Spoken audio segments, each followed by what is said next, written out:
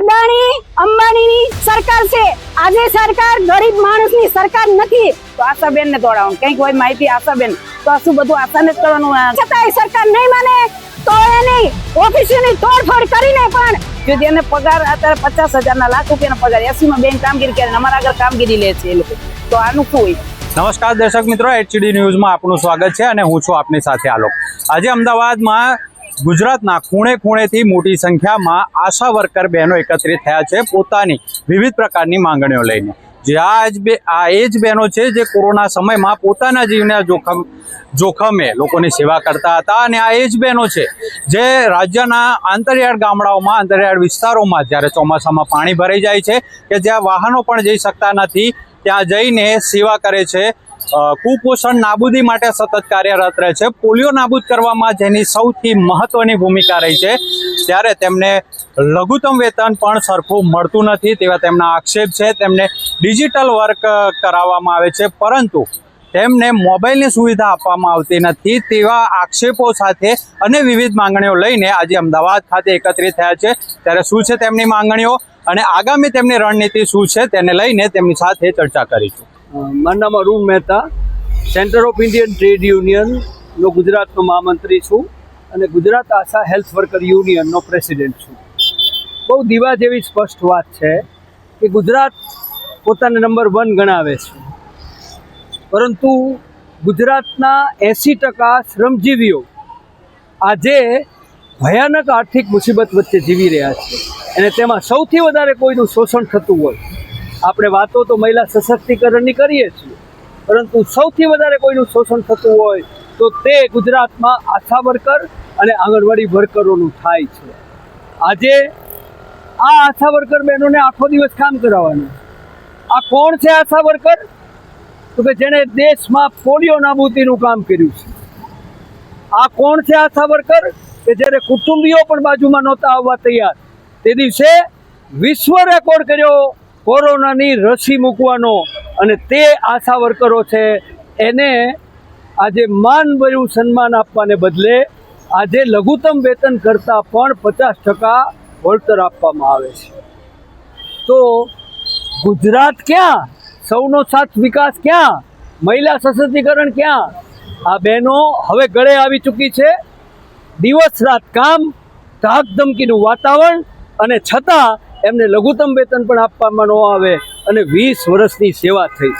Supreme કોર્ટે હમણાં ચુકાદો આપ્યો કે 10 વર્ષની સેવા થઈ હોય એને કાયમી બનાવો પણ ગુજરાતને તો સુપ્રીમ કોર્ટના ચુકાદા લાગુ પડતા જ નથી એટલે 20 વર્ષની સેવા કરતી હોવા છતાં તે આજે કાયમી નોકરિયાત નથી, ફિક્સ પગારદાર નથી અને માત્ર માનદ સેવક તરીકે કામ કરી રહી છે અને એટલા માટે હવે બહેનો સહન કરવા તૈયાર નથી। એમને ખબર પડી ગઈ છે કે એઓનું શોષણ થાય છે, સરકાર ખુદ શોષણ કરે છે અને એટલે નંબર 1 માગણી છે કે એમને કમસે કમ તાત્કાલિક અસરથી લઘુત્તમ વેતન આપે। મારું નામ પુષ્પાબેન અરુણભાઈ પરમાર, તાલુકો વલભીપુર, જિલ્લો ભાવનગર અને હું પોતે આશા વર્કર બેન છું। આજે દરેક જિલ્લામાંથી આશા વર્કર અને ફેસિલિટર બેનો આવ્યા છે તો અમારી માંગો 24 છે તે 24 પણ ન ઉકેલે તો પણ અમને વાંધો નહીં। અમે સરકારનું કામ કરવા માંગીએ છીએ, અમે સરકારને ના નથી પાડતા પણ અમે સરકારને એવું કહીએ છીએ કે જે અમને કામગીરી કરાવો છો એનું અમને વેતન પૂરું આપો। અત્યારે સરકારે ઓનલાઈન કામગીરીની પ્રથા કરી છે તો હું એમ કહું છું અમે એ લોકો એવું કહેવા માંગીએ છીએ કે જે ઓનલાઈન કામગીરી કરાવો છો તો અમને મોબાઈલ પણ આપવા જોઈએ, નહીં કે ઓફલાઈન કામગીરી કરાવો છો। અત્યાર સુધી સરકાર ઓફલાઈન કામગીરી ઉપર અમારા ઇન્સેન્ટિવ વેજ હાલતી હતી પણ અત્યારે તો ઓનલાઈન કામ અને અત્યારે સરકાર ધમકી આપવા માંડી છે। શા માટે? આશા બહેનો રાત દિવસ કામ કરે છે, આશા બહેનો પાણીની અંદર જઈને બાળકોનું પોષણ જે થઈ રહ્યું છે, પોલિયો જે આવી રહ્યો છે એ પોલિયોની કામગીરી પણ ફરજ બજાવશે અને એક સરકારની અંદર અમારે જ્યારે 2005ની અંદર પ્રોજેક્ટ બહાર પાડ્યો હતો કે આશા વર્કરને ખાલી 5 ઘરની વિઝિટ જ કરવાની છે। આજે સરકાર અમને 40 ઘરની વિઝિટ પણ કરાવે છે અને 40 ઘરના સર્વે પણ લખાવે છે। શા માટે? અમારે સરકારની અંદર જીઆર છે કે એવો જીઆર છે કે અઠવાડિયાની અંદર 5 દિવસ કામ કરવું તો સરકાર અમારી પાસે રાત દિવસ કામ શા માટે કરાવે છે? તો અમે સરકારને કહેવા માંગીએ છીએ અને સરકારે આજે અદાણી અંબાણીની સરકાર છે। આજે સરકાર ગરીબ માણસની સરકાર નથી એટલે અમે કહેવા માંગીએ છીએ કે જે અમારી ગરીબ બહેનો છે એને તમે લઘુત્તમ વેતન પૂરું આપો. જો લઘુત્તમ વેતન પૂરું નહીં આપો, ટાઈમસર પગાર નહીં આપો, તો ગાંધીનગરની અંદર જઈને અમે આશા બહેનો, આંગણવાડી વર્ગ બહેનો અને ફેસિલિટી બહેનો અને ધરણા કરીશું. એ છતાંય સરકાર નહીં માને તો એની ઓફિસોની તોડફોડ કરીને પણ અમે અમારું ચૂકવણું લેકે રહેંગે. મારું નામ અલકાબેન જયેશભાઈ ભટ્ટ છે. રાજકોટથી આશા વર્કર અમે આવ્યા છીએ અને અત્યારે અલગ અલગ 20 જિલ્લાઓમાંથી આશા વર્કર ને ફેસિલિટર બહેનો અહીંયા આવી છે. અમારી મુખ્ય માંગણીઓ એ છે કે સરકારને ડિજિટલ કામગીરી કરાવી છે, પણ જ્યાં સુધી અમને મોબાઈલ ન આપે ત્યાં સુધી અમે કામગીરી કેવી રીતે કરીએ? સરકાર મોટી મોટી નારી સશક્તિકરણની વાતો કરે છે, પણ અત્યારે તો નારીનું અહીંયા શોષણ થઈ રહ્યું છે. સાવ નજીવા વેતનમાં આશા વર્કર બહેનો કામ કરે છે, ફેસિલિટર બહેનો કામ કરે છે. અને કેન્દ્રીય મંત્રી છે જેપી નડ્ડાજી, એમને પણ જાહેરાત કરતી સાંસદમાં કે આશા વર્કર બહેનોને 1500 રૂપિયાનો વધારો આપવામાં આવશે, જે એ પણ ભૂલી ગયા છે.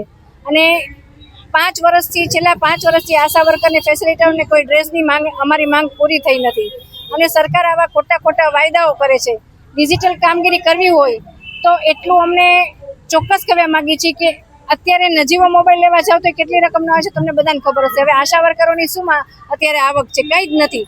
તો અમે એટલું કહીએ છીએ કે તમારે બધું ડિજિટલ કરવું છે. અમે ના નથી પાડતા કરવા માટે, પણ સરકારને એટલું કહીએ કે જો અમારી આ માંગણીને સંતોષો નહીં તો અમે આનાથી વધારે ઉગ્ર આંદોલન કરવા જઈશું અને ગાંધીનગરમાં અમારા પડાવ પર જઈશું. આનાથી વધારે આશા વર્કરને ફેસિલિટર બહેનો આવવા તૈયાર થઈ ગઈ છે, કારણ કે અમારું ભયંકર રીતે શોષણ થઈ રહ્યું છે.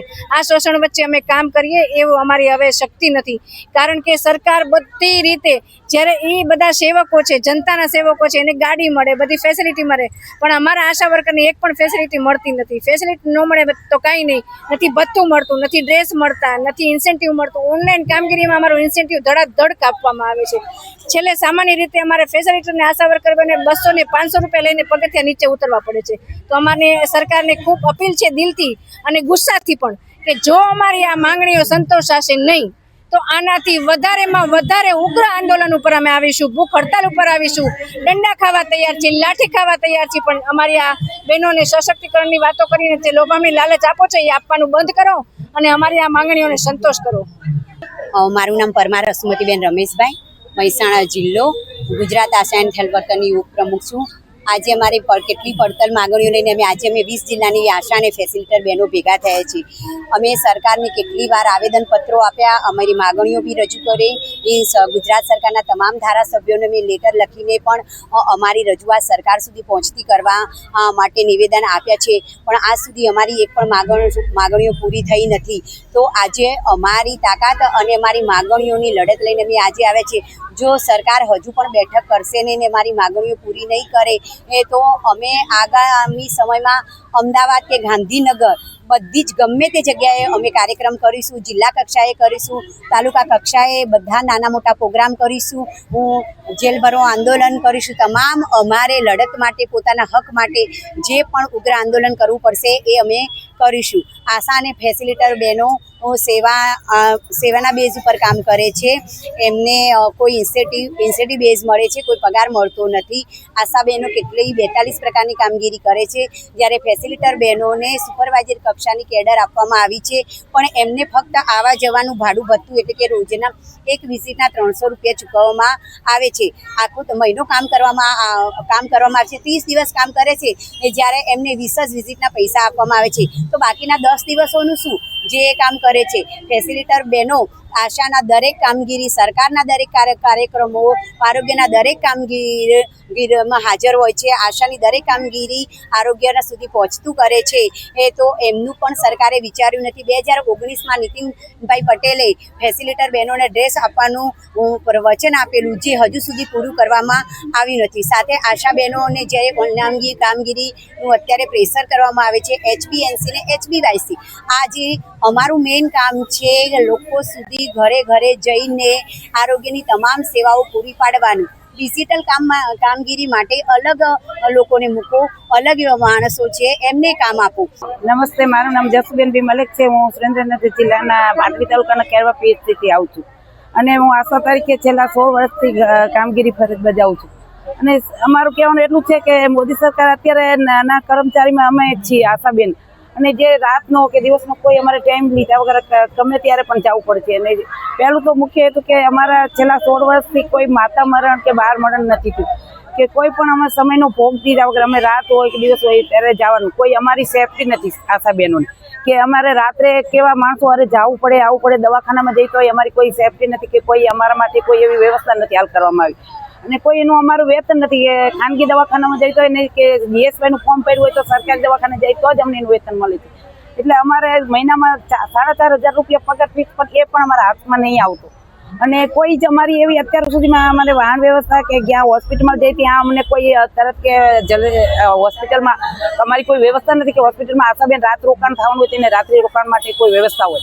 કારણ કે આખી રાત બેનને તો હોસ્પિટલમાં ડિલિવરી થઈ પણ એ બેનને તો બેસવું જ પડે છે. ત્યાંના મચ્છર કે એ બેન પોતાની સેફટી આરોગ્ય નથી સાચવી. એટલા માટે ખાસ અમારે એવું છે કે આશા માટે પણ એવું કોઈ હોવું જોઈએ કે એના પોતાની ડિલિવરીનો કેસ લઈને જાય કે 108માં લઈને તો જતી રહે, પછી રિટર્ન આવવા માટેની કોઈની સેફટી, તો એના માટે હોસ્પિટલમાં રહેવાની વ્યવસ્થા ખાસ કરવી જોઈએ. અને બીજું કે અમે કોઈ અત્યારે સુધીમાં અમને પગાર વધારો આ છેલ્લા કેટલા મહિનાથી અમને વધારો નથી ચૂકવવામાં આવ્યો, કે અમારા ટાઈમે પગાર નથી થતા. અને મોબાઈલથી કામગીરી કરો પણ મોબાઈલથી આશાનું એટલો પગાર નથી તો મોબાઈલથી કામગીરી કઈ રીતે કરી? ઓનલાઈન એન્ટ્રી કરો, અત્યારે PMGYના ફોર્મ ભરવાના તો કે આશા કરે. અને બીજું કે HBYC HBNC એ ઓનલાઈન કામગીરી કરવાની. એ જે અમારા જે અહીંયાથી નીકળે અમને લિસ્ટ આપે તો અમારું બતાવવાનું, HBNC ને કે નહીં બતાવવાનું. અમારે થયેલું કામગીરી અમારી ચાય છે. એના માટે સરકારશ્રીને ખાસ કે એ હટાવો HBYC અને BPL APL GSY નું ફોર્મ હોય કે ના, પણ અમે તો લાભ દેવાના, અમારે તો સેવા દેવાની છે દરેક લાભાર્થીને. બહારથી આવ્યું હોય તો એ વાડી વિસ્તારવાળા, મોટા ભાગના અમારા વાડી વિસ્તારવાળા, તો એમને અમારે સેવા દેવાની છે. તો એના માટે અમારે ખાસ કહેવાનું કે જે BPL APL અમે સેવા દીધી અમને વેતન મળવું જોઈએ. અને જે ઓનલાઈન કામગીરી બંધ કરાવો અમારી, ખાસ કરીને ઓનલાઈન કામગીરી અમારી બંધ. અને અત્યારે જે અમારા બહેનોની હાલ એવી પોઝિશન છે કે અમારે ફરતા પાણી ભરાય અને રોગચાળો, તો આશાબેનને દોડાવવાનું. કંઈક હોય માહિતી આશાબેન, તો શું બધું આશાને જ કરવાનું? ગામમાંથી કોઈ મંત્રી, જિલ્લામાંથી તાલુકો આશાબેનને કોઈ એ માહિતી લઈ આવી દેશે? તો આ બધી કામગીરી આશા ઉપર જ ઠોકે છે આ લોકો. મમતા દિવસ હોય, મમતા દિવસે સવારમાં અમે 8 વાગે હાજર થઈ જઈએ તો સાંજના 4 વાગ્યા સુધી મમતા દિવસમાં હાજર. એક ખૂણે ખાંચેથી અમારે લાભાર્થીને બોલાવવાના, આરોગ્યની માહિતી દેવાની. કોઈ તકલીફ હોય તો તરત અમે જાણ કરીએ અમારા આરોગ્ય શાખામાં કે હેલ્થમાં કે અમારા ગામમાં આ બીમારી રોગચાળો ફાટ્યો. એના માટે અમે તાત્કાલિક જાણકારી સેવાઓ આપી. અને ઘરે અત્યારે ચોમાસાના ઋતુમાં અમારે એબેટ કામગીરી કરવાની, ઓઇલ કામગીરી કરવાની. અને જે કંઈ બીમારીનું હોય તો તરત અમે જાણ કરી. તો એમ કે આશાની કોઈ અત્યાર સુધીમાં કેમ સરકાર શું વિચારતા નથી? જો જેને પગાર અત્યારે 50,000 લાખ રૂપિયાનો પગાર 80માં બેન કામગીરી કરે, અમારા આગળ કામગીરી લે છે એ લોકો, તો આનું શું હોય? સરકારશ્રીને અમારે કે મોદી સાહેબ કે મારી આશા, પણ આશા બધાથી નિરાશ આશા છે અત્યારે. એમ કે મારી આશા પણ આશાનું શું? મારી બહેનો, પણ આશા જ સૌથી નિરાશ આશા છે. એટલે ખાસ કરીને મોદી સરકારને કહેવાનું કે આશા બેન છે તો આરોગ્ય બધાનું જવાય છે, માતા મરણ અટકું છે, બાળ મરણ અટકું છે. અને ગામડાના ખૂણે ખાંચકેથી વાડી વિસ્તારમાંથી આશા બેન એવી અહીંયા સુધી પહોંચાડે છે, આરોગ્યની સેવા આપે છે. અને વગર રૂપિયા વગર ઓલે સેવા આપે, કામગીરી કરે. અમારા છોકરા ભૂખ્યા રહે પણ અમે સેવામાં આપવામાં પાછળ પેન્ટ દઈ દેતા. કારણ કે અમારા ઘરના માણસો અમને બોલે છે કે ઘરના તમારે રાંધીને ખવડાવવાનો ટાઈમ નથી, પણ અમે ટાઈમ આપી દઈએ કે અમારા આરોગ્યમાં જે સેવા આપવાની. તો અમે અત્યાર સુધી નિસ્વાર્થ ભાવે સેવા કરી, પણ ક્યાં સુધી અમે આ સેવા કરી શકીએ? તો હવે અમારું કાંઈક વિચારો સરકારશ્રીને ખાસ વિનંતી.